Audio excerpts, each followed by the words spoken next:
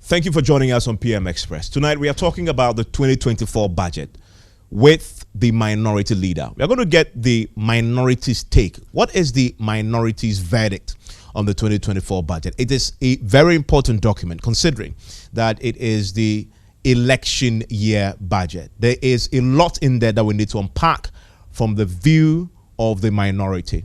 You know that they describe themselves as the government in waiting. What are their own alternatives to a budget they have described as empty? The minority leader is my guest, and that is Dr. Cassiel Ato Forson. Doc, thank you very much for the time. Thank you, Evans. On PM Express.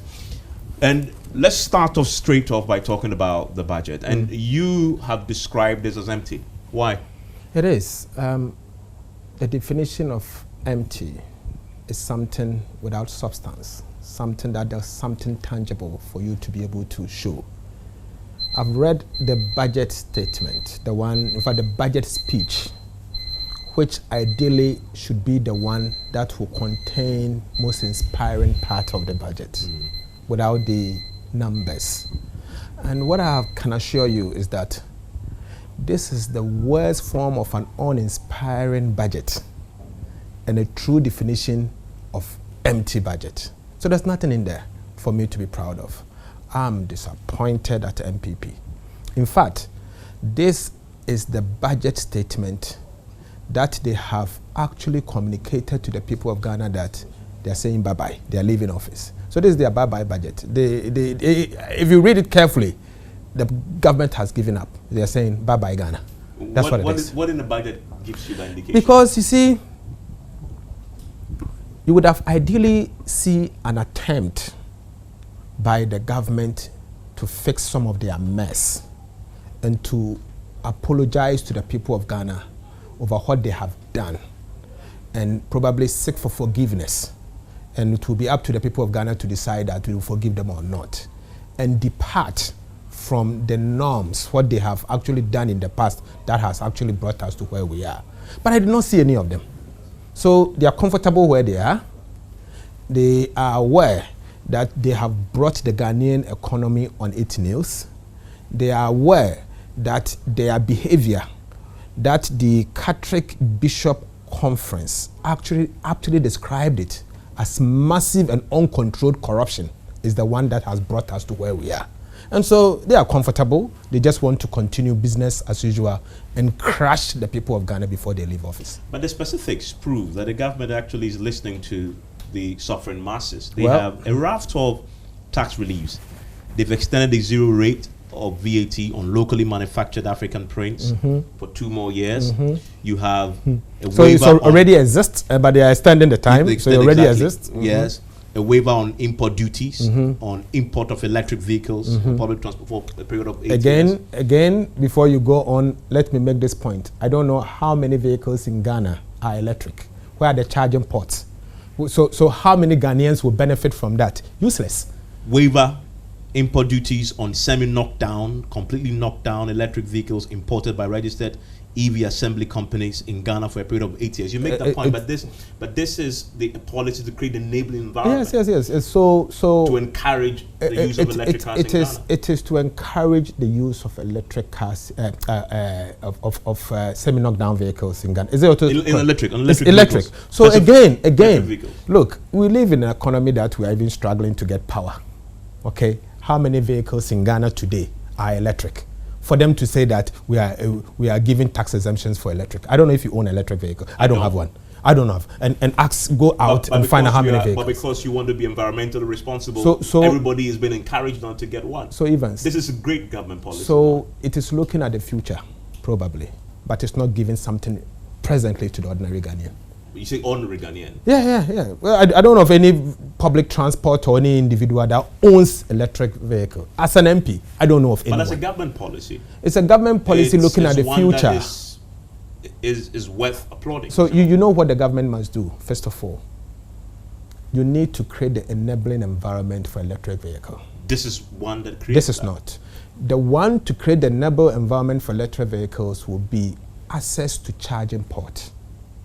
So if I bring electric vehicle here to start use, I mean for me to start using it, the first thing I'll find out is that when I travel to Edumako and for some reason I need to charge my vehicle, where are the charging ports? Which fuel station can I park in and charge my electric vehicle? If all of them are not available and you start saying that you are giving exemptions for the person that brings the vehicle, I need to use the vehicle here in Ghana to be sure that I can use it first. Few charging ports in Ghana, but every policy you start gradually. No, so like it is the reverse. They are doing the reverse. You see, they are out of touch to the realities of the of the ordinary Ghanaian. What we need first is that create the environment for fuel stations, some of them, to convert the pumps into charging points. Talking about the ordinary Create Ghanaian. the environment for the ordinary Ghanaian to be able to benefit from it. Talking about the ordinary Ghanaian, they have a few reliefs in there for them too. Extend the zero rate of VAT on locally assembled vehicles for 2 years. Okay, so that's a good one, is it not? Okay, it's a VAT is something that Evans. Let me explain this. If you extend the zero rate, it is not the same as exemption.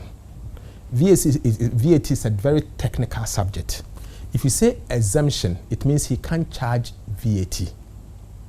But if you say zero rate, it means he can charge VAT at a rate of zero, so that he'll be able to offset his input VAT to that of output VAT. But that burden is not shifted to so the it is something. It is something that they are giving to businesses in that area. Again, let's find out who are those businesses. Who are those businesses in that in that area? Well, very specifically, these are the businesses manufacturing cars locally. And we've been encouraged to buy cars locally. Well, and it exists already, isn't it? Well, they're extending it. so again, it's an existing policy. Extending it, you've done nothing. Because obviously it will be extended anyway, because you've signed an agreement with them that bring in this kind of businesses, but in the end, we'll give you this tax exemption. So you extend it and extend it. I don't know why he's doing it in a piecemeal. Should give them 10 years exemption once and for all. But for economy that you've described as being at the ICU, it's worse than ICU. Just what you said. For a government running this economy to give a waiver, to extend the waiver, no matter how small, it's significant. It depends on how you say it. I don't know how much they are getting from this. And unfortunately, he's failed to quantify it. So if he had quantified to say he's giving $1 billion worth of tax exemption or tax reliefs, I would have applauded. But if you were to add it, all these reliefs, I don't think it will be up to 200 million. But eventually you'll get the specifics when yes, the actual we'll wait for come. it. Now, really drilling down to the ordinary man, though, there's been a significant campaign before the budget was read about sanitary pads, because girls in your constituency, for example, were struggling in constituencies across the country. I've been pushing for Yes, exactly. The government had listened to them. And in this budget, they actually have announced, for the first time in a long time, that they're granting import duty waivers for raw materials for the local manufacture of sanitary pads. They're granting exemptions on the importation of the materials that you also need to manufacture this. Exactly. You applaud this, don't you? You see, let me commend this policy wholeheartedly, hands on heart. This is extremely important. But first, let me say a big thank you to Honorable Sosu for the bold step he took by drafting a private member's bill to present it to Parliament. And after Right Honorable Speaker made a strong statement on the floor of the House and cautioned the government that if they don't do it, he, Right Honorable Speaker, will encourage any private member who wants to bring a motion to take the tax on sanitary pad out. So if the government has done it, it is only right for me to say that they have listened, one, to Right Honorable Speaker and his caution, and two, they are taking steps after the Honorable Sosu, the MP for Medina, took a bold step in drafting a private member's bill. It's there, the bill is there for everybody to see, and it was widely publicized. So the government is only acting because, one, everybody else is talking about it. And if they had failed to act, they would have been very insensitive. And so they've only done what is required of them as a government. The government is required to act when the people say, hey, 100%. So, in fact, on the hindsight, I don't see why I should clap for them. They've done what is required of them as a government. Because every Ghanaian, in fact, the ordinary Ghanaian has spoken, have said that, do this for us. From Parliament But this does not cover imported sanitary pads. Yes, locally. Locally, I think it's, So it's a if first you're step. manufacturing it locally, your raw materials will be covered. So if you're locally manufacturing it too, then you also get the waiver. But if you're importing it, you have to pay. yes, the but duties. Evans, yes, it is a first step. They should have waived everything, but these are things that I believe we can produce it locally, and we should encourage the Ghanaian industries to be able to venture into things like this and produce it locally. That one, I'm for that. Let's staying on the subject of tax exemptions and waivers. They've also granted exemptions on importation of agricultural machinery, but the one that caught my attention is the one on medical consumables. For Well, they didn't specify, Okay. but they were broad. Exemptions on agricultural machinery and equipment and inputs and medical consumables, raw materials for pharmaceutical industry. Medical consumables because of the conversation we've had about dialysis, for example. Consumables have become a big deal. The reason why Colombo shut down because of the cost of the consumables. exactly. This hasn't been specified as part to cover it, but it's broadly stated as medical consumables. That's a good one. Yeah, Evans, thanks to you and your colleagues in the media, with our colleague from the minority side on the health committee, Honorable Akando and co. They have waged a strong war against the taxation of medical material consumables for the likes of dialysis. We await the details, and I can assure you, if it comes to the floor and then it is not comprehensive enough, we'll make amendment to make it comprehensive. Because in times like this, when people struggle even to pay medical bills, you can't be seeing taxing things of this nature. Because you remember, according to the World Bank, and in fact, I just read a document by the UNDP, United Nations Development Program. They have said that about 25% of the Ghanaian population has been driven to poverty, extreme poverty. That represents about 8.5 million Ghanaians as a result of what we've gone through 2022 and 2023. That simple means that times are hard. Times are hard. People are struggling even to eat. People are struggling to pay for basic bills. This, for me, is the moment for a government to look at items just like we are discussing and then be able to take some of those taxes out of it to make life, bearable for some of these people. Which is what they've done. Exactly. You applaud them for the Sanitary Pad initiative. Yes. You applaud them for the waiver and exemptions on medical consumables. This certainly doesn't sound like a budget that is empty. No, it's empty. It's empty. And that I put it to you is a contradiction of your earlier position. No, but Evans, let me first say this. Why the removal of taxes on sanitary pad? Public outcry. Major statement made by the opposition. By the Speaker of Parliament, a private member's bill has been filed by the Honorable Sosu. The government, sensing defeat and embarrassment, thinks that it is better, because the Speaker has said that this House will have to approve it. They are sensing defeat and embarrassment, and they have quickly turned around to say that, hey, this should be done. And for that matter, they have moved away. And they've been faster than the private members, because in fact, they are yet to bring the bill. And if care is not taken, we'll end up approving Sosu's bill ahead of the government's one. Unless you're doing a certificate of urgency, it's not going to happen. No, it's been late. So we'll go straight and deal with it. The government is yet to present their bill, but there's already a private member's bill before us. So we'll look at which one is elaborate. In fact, I won't be surprised that we'll end up passing Sosu's one and the government's one will come later. Because that one, the bill is ready. But the appropriations bill and all the other documents should come once you debate. So it's not ready, but the Sosu's one is ready. So we'll look at which one will succeed first. Maybe the government will have to collapse their own and support Sosu. I mean, but that's what it is. But the fundamental point is, once you've applauded them for it, it's an admission that it's not empty. No, you see, at least there are two items there that you applaud them for. I'm supporting the taxes and the removal of taxes on sanitary pad, because me, sitting here, I've said publicly that this is not the time to tax somebody's. But once you admit that, you cannot also then say in the same breath that it's empty. But it's empty. I mean, apart from what we've just talked about. If not for anything, your girls in your constituency now will have cheaper access to sanitary pads. So you want me to say that it's a good budget? Why there's empty? Why the budget is empty? Empty means there's absolutely nothing in it. It's absolutely useless. That's what it is. This budget is absolutely useless. In spite of the sanitary pad. Let me tell you something. What are the issues confronting the people of Ghana today? High unemployment, high poverty rate, okay?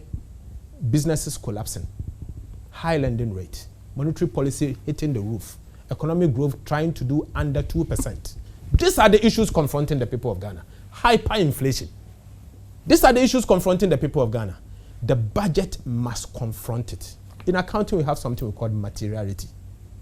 The quantum of the things in the budget, how material, how strong it is, that it will be able to remove a particular burden. This is immaterial, because what is the amount involved?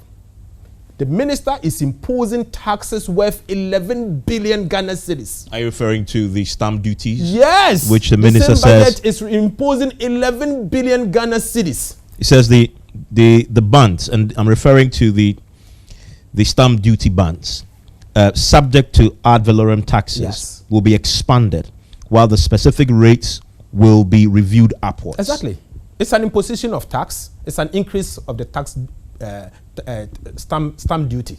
You see, you have to, if you buy property, you have to stamp it. If you buy a land, you have to stamp it to be registered at the the Lands Commission. If you bring in some money, even financial sector, if you are to syndicate something like Cocoa Board, if they are to bring it into the country, you have to pay stamp duty and so many things. So stamp duty is going to go up. But which other handle are you suggesting is accounting for the 10 billion? You said? So all the taxes, read more, you will see they are imposing emission tax. Yes, there's also, the finance minister talks about emission tax. They are also going to be a simplified tax return rate, a negative externality to plastic waste. Yes. He says plastic waste and pollution.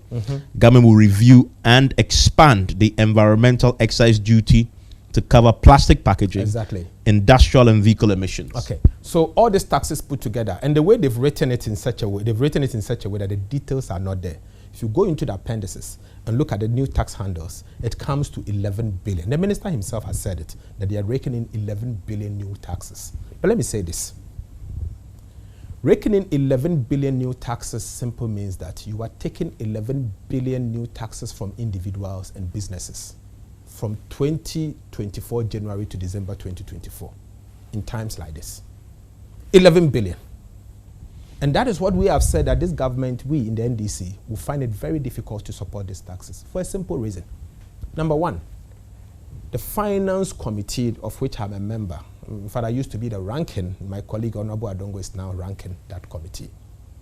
This government has presented a number of memorandums through Parliament to the Finance Committee, of which 47 companies under one district, one factory, 1D, 1F, he's giving tax exemptions worth $449 million, equivalent to 5.5 billion Ghana cedis. 2 points here. This government doesn't need new taxes in the first place. Because if you actually require revenue, you wouldn't give tax exemptions to companies that are closer to this government, and they, as soon as you just go to them and say, I'm closer to this government, and there's no format, they'll just allow you to, they grant you tax exemption. $459 million, 5.5 billion. Our position is, we will never have a conversation on these new taxes until they have withdrawn all of these tax exemptions. Because you see, it is like robbing Peter to pay Paul. They are asking you to pay these taxes, but in the end, they are taking your taxes and giving it to cronies of this administration. But how do you know that? No, but that's what it is. We've checked the background of these companies. In the coming days, I'll publish the list of the companies. But exemptions are done because if you do the cost-benefit analysis, in the long term, it benefits the economy. So you grant them the exemptions at this stage. I can assure you that some of the companies they are giving exemptions to, They claim that they have items at the port and they will need to clear them for them to be able to finish their factory. We did background checks. The items have already been cleared and the factory has already been completed. So it's a scam. The whole system is a scam. I call it the new kickback. That's how I call it. Because you see, what is going on under that tax exemption regime is something we need to give it some public attention. It is just not right. Evans, apart from that, today, Ghana is struggling to raise $600 million from the IMF, second review. $600 million. The money is here. The money is in this economy. But you are giving tax exemptions worth $459 million to ordinary businesses that are closer to the government. So what are we doing? Does this really make sense? But that's what I'm curious. It makes no sense. If you have the details you just talked about, a company that is getting a tax exemption. Yes, I have the details. And the reason is that they have goods to clear from the port, but they've already cleared the goods. They've cleared it. But the goods have been cleared, and some of the factories have already been opened. The question to us: what have you done about this? Because this is a very serious accusation. That is why we have held it in abeyance at the Finance Committee. That is why we have held it in abeyance. So disclose. And so in the coming days, I'm bringing this matter to the public for proper scrutiny, and I will name and shame these companies. I will name and shame these companies. I will publish it in the coming days. Because clearly, why not now? Right. This is an opportunity to tell us. No, I don't have the details here. I can, if you give me a minute, I can just pick on my phone and name it to you now. It's something we can easily. It's not an issue. This, by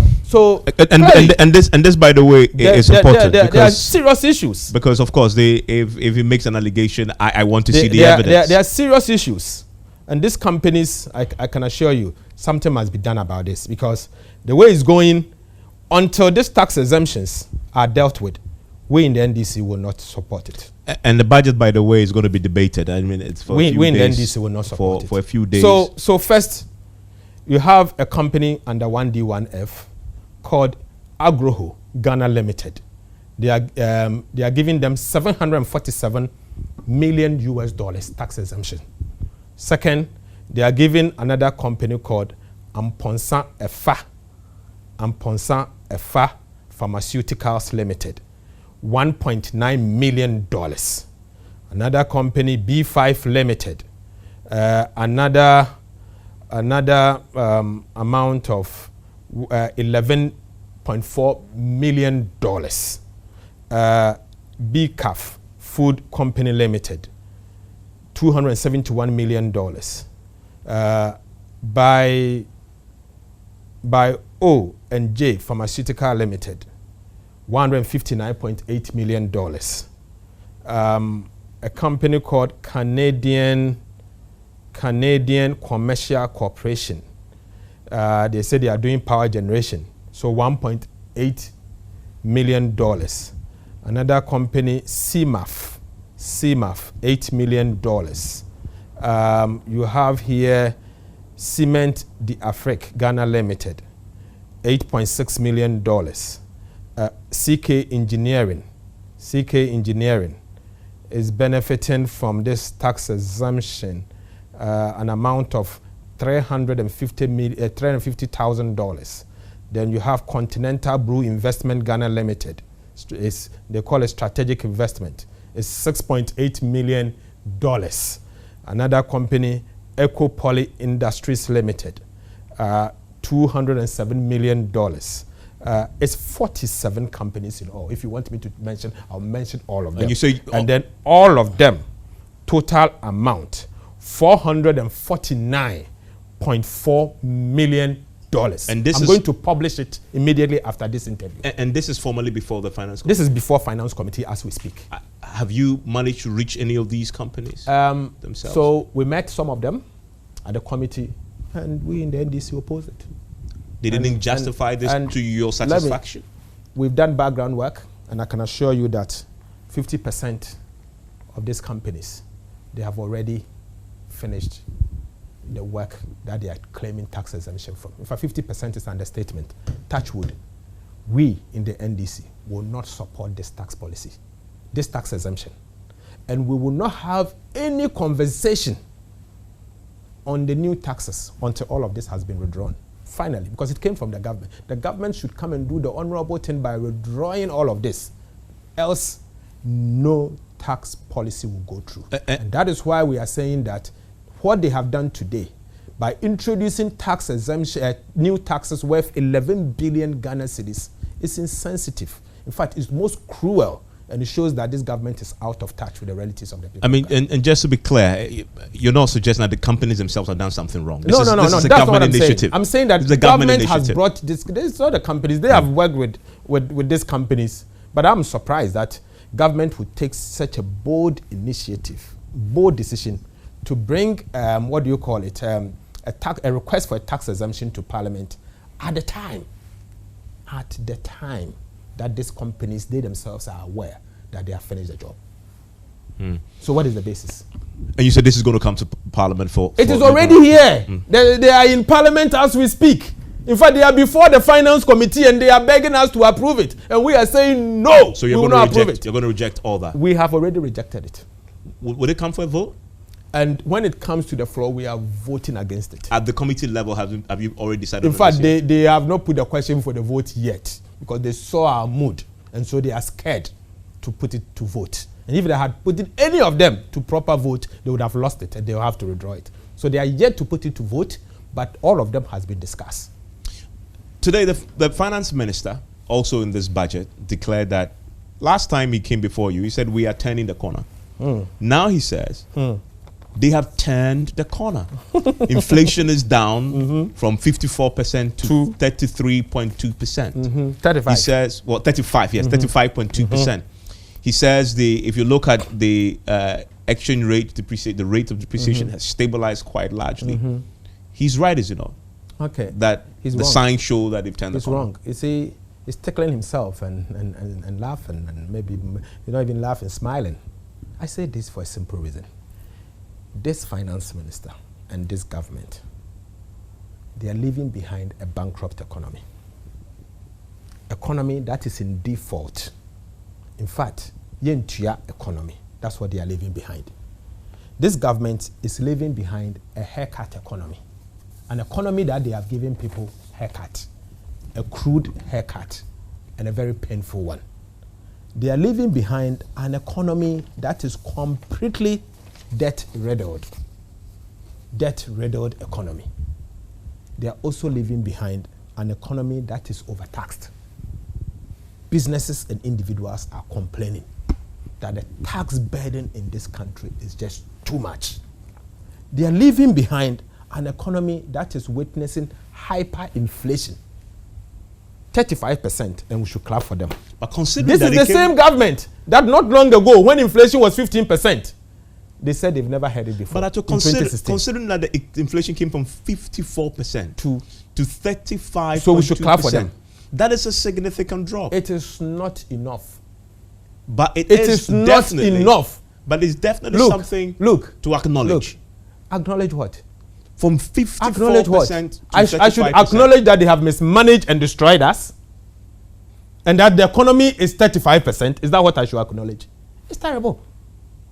In the history of the Fourth Republic, since when, Evans, you are young as myself, and since when did we witness inflation at 35%? And that we should clap for them. They are actually leaving behind an economy with a very high unemployment rate. An economy with very high monetary policy rate. An economy that since this Fourth Republic, misery index, is the worst that we have seen. So they are leaving behind an economy. This government is leaving behind a collapsed cocoa sector. They are leaving behind an economy that the Catholic Bishop Conference described as massive and uncontrolled corruption. An economy that governance is in tatters. That is the economy they are leaving behind. And all of this, he said he's turned a corner. He's not even close to that corner for him to turn the steer. But he's not close to the corner. But he has crashed us. He also provided some facts. He has crashed us. He provided some facts. He says for the very first time, the GDP in 2024 is going to cross the 1 trillion CD mark. Nominal. What is the GDP growth? You see, Evans, these things, they say... But you don't dispute this? No, they say it to non-economists. Non-economists, I give you one assignment. But nominal or not? Look at, what is the nominal GDP growth? 1 trillion but do you know what they have done? Crossing the market do you know what they have done? In the coming days, I'm going to do that analysis and give you right numbers. When they took office, look at the per capita GDP income. Per capita income of the ordinary Ghanaian. Population divided by GDP growth. And express it in US dollars. When they took office, how much an average Ghanaian is worth, and compare it to today. Ghanaians are worse off under this administration. When they took office, the ordinary Ghanaian was far better than the ordinary Ivorian. Today, go and see neck to neck. Neck to neck. When they took office, Ivory Coast economy and Ghana's economy, look at it, how close it was. We were miles ahead of Ivory Coast. They are catching up. Next year, they will overtake us. Ivory Coast is overtaking Ghana to become the second largest economy in West Africa. When they took off, we were miles ahead. Go and look at the numbers. Go and look at the numbers. So saying 1 trillion, he said nothing. Use the deflator and deflate it. Factor inflation and see what they have done. Well, the mess this government has actually committed is unbelievable. When you were the deputy finance minister, you had 219.5 billion. Yes. You see, and they've moved it now in 2024 now to cross the 1 trillion mark. That definitely is a feat. So Evans, in economics, we don't compare nominal numbers. We don't compare nominal numbers. You have to be, if you are to do that, the right way to do it is to apply what we call deflator, adjust to inflation. If you adjust to inflation using the deflator, and every economist will tell you that if you adjust it using the deflator, you see what they have done. If you give me a minute, I'll just go to the Statistical Service website, pick the deflator numbers from 2017 to date, average it and apply it to this billion, and you see what they have done. Ghanaians are worse off under this administration. That's what they have done. What about the IMF's verdict? Yes. The IMF on the 6th of October 2023 issued a press release communicating the SLA that we've reached after the second review. And they say, quote, the authority's strong policy and reform commitment under the program is bearing fruit. That's a quote. They continue, and signs of economic stabilization are emerging. Imagine. That is the IMF. Okay. So that the policies, strong reform, bearing fruit. That is a validation of the finance minister's position. No, what finance minister's position? In fact, all what they are trying to say is that we are moving from worse to bad. So the worst is improving, so we are bad. That's what they are trying to say. From worse to bad. But Kwansankrona, Adijinjaina. It is bad. The situation is bad. But the interventions are bearing fruit. Oh, the only thing you can say that the IMF has done successfully is that they have signaled some confidence that the headmaster is in town. And so these people, the indisciplined people, will start becoming disciplined. That is all what they have done. That, hey, they have seen indisciplined President Akufo-Addo, a very indisciplined chairman of economic management team, Alhaji Bawumia. They have seen a very indisciplined finance minister. But now that the IMF is in town, the headmaster with a big stick, they are going to do what is required of them. So that has brought some confidence. Thank you, IMF, for doing that. That one, I give it to IMF. I can't give it to the government because they've done nothing. We've seen the economic management. It's in shambles. We've seen it. But apart from that, I haven't seen anything else. I have not seen anything else. This budget is indeed the definition of an empty budget. The budget also references a few other interventions that they are putting in place. They talk about the youth start, and I'm pretty sure that is something that had come up. But they also make a declaration talking about what we've just been talking about, their achievements over the period. They tell us that jobs that they've created over the time, and they put a specific number to this, and I don't know if you've managed to check it just yet. The government says over the years they've created over 2.3 million jobs in the private and public sectors, and I'm quoting, approximately 900,000 in the private sector and 1.4 million in the public sector.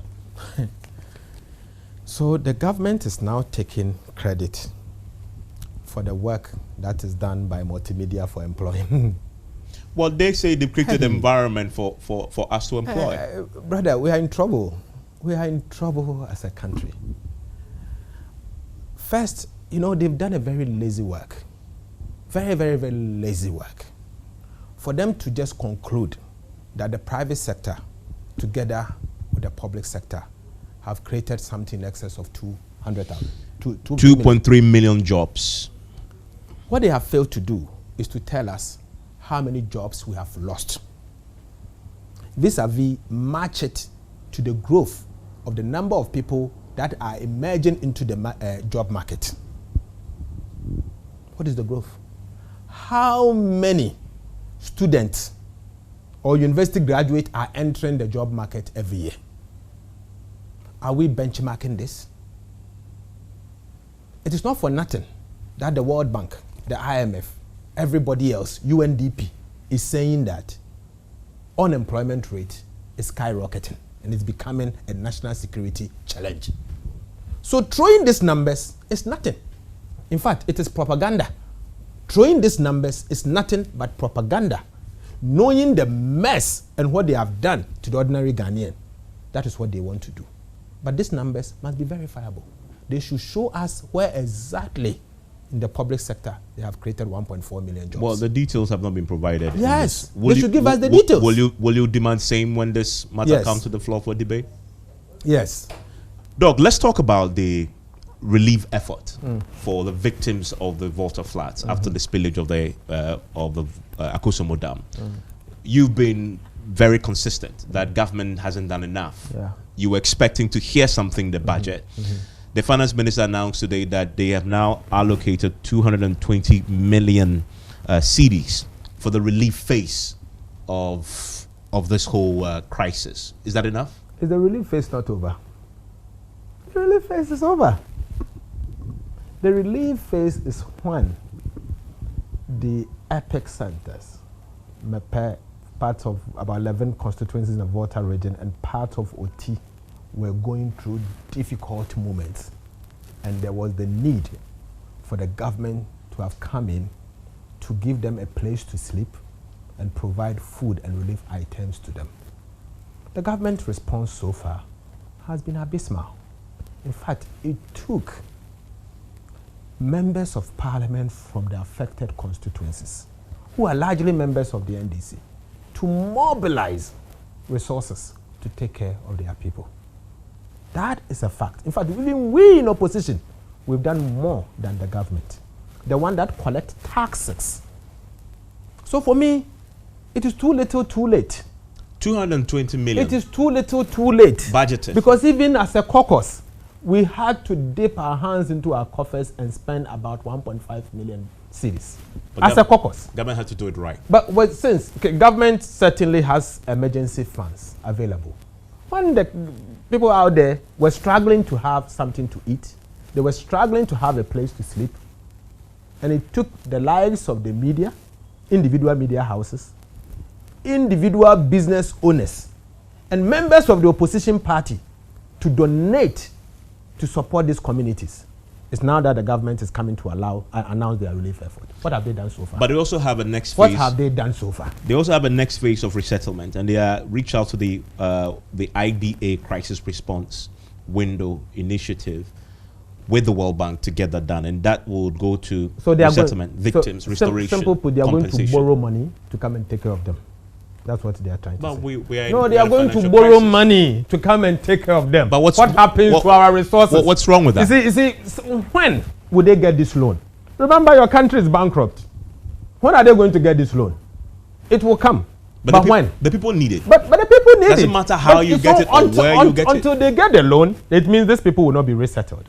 Whilst we have Segleme out there. We have Segleme. You won't spend 10 million to put it into proper shape for them to have a place to sleep. We have Segleme. You can resettle them easily, and it's enough to take care of the people. You don't need to go and borrow money again for this. So, as I said, government's approach to this major spillage, the largest ever man-made disaster in our lifetime, has been appalling. They don't care. Finally, on the floor, you were saying bye-bye to the finance minister. Yes. The bye-bye. So, what was that all about? Oh, there is rumor all over that the Minister of Finance is going to resign, or they are sacking him in the coming days, and that this is his last budget. In fact, colleagues in Parliament is all over. So we have to say bye-bye to him for messing us up, but his legacy is there for everybody to see. What's the legacy? His legacy. And you know his legacy. This is the Minister of Finance who knows how to borrow to benefit his personal business and those of his cronies. His legacy is that he will be remembered for destroying rival businesses.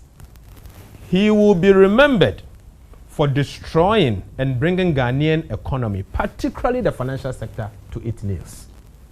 He tortured pensioners, sent many of them to their early graves. Our finance minister is the one who gave cruel and painful haircut and destroyed many Ghanaian families. It should be noted that he is the one that plunged about 8.5 million Ghanaians into extreme poverty, according to the UNDP. UNDP. This is the same finance minister that is saying bye-bye to us. But let me tell you, Evans, he did not do this alone.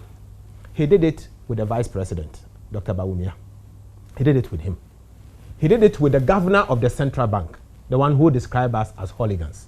He did it with him. These three are the faces of destruction. So they can let him go, but he will not go alone. The vice president is going December 7th. Ghanaians will vote and reject him. And by 7 January 2025, he will go with him together with the governor. The three of them, faces of destruction. And the famous solid economic mismanagement team. We know them. We know what they have done. They've reduced themselves from economic mismanagement team, solid economic mismanagement team, to liquid soap. We know what they have done. So, brother Evans, the minister can leave, but his legacy lives on. What he has done to the people of Ghana is there for everybody to see. History will not be kind to him. That is Dr. Cassiel Ato Forson. He is the minority leader. And as a debate on the 2024 budget continues, we'll get to see a bit more of the facts. We'll be scrutinizing it here on PM Express. Enjoy the rest of your evening. Thank you.